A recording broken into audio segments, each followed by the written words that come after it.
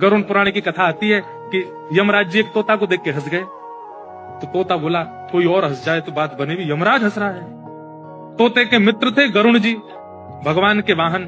तो अपनी पहुंच लगाते हैं ना लोग, जब संकट में आते हैं तो अपनी पहुंच लगाते हैं, जैक लगाते हैं, हाथ पांव फड़ाते हैं। गरुड़ जी को कहा कि भैया तुम कैसे भी एक काम करवा दो। बोले क्या? ये यमराज जी मुझे देख के हंस गए हैं, मुझे लग रहा है अब मेरे जीवन के दिन 4 बचे हैं। तुम कैसे भी भगवान से कहकर के मेरी जो जीवन अवधि है उसको बढ़वा दो, क्योंकि मुझे पता है कि ये यमराज जी तभी हंसते हैं जब किसी को उठाना होता है। गरुड़ जी बोले भगवान से बाद में बात करूंगा, पहले तुम मेरे पास आओ, बैठो मेरी कमर पे।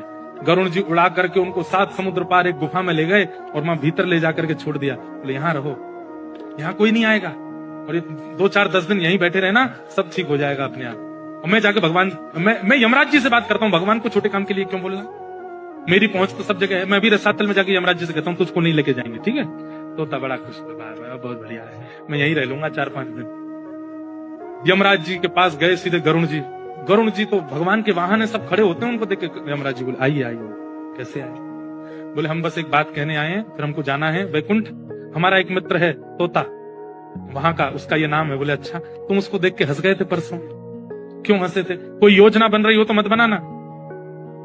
अच्छा, उस वन के तोते के बारे में? बोले हाँ, मैं तो उसको देख के इसलिए हंस गया था, मैंने कि देखो कैसे कर्म की विधि, ये अभी यहाँ बैठा है और इसकी मृत्यु 7 समुद्र पार एक गुफा में बिल्ली के खाने से होगी, और मैं ये सोच के हंस रहा था कि ये 7 समुद्र पार पहुंचेगा कैसे।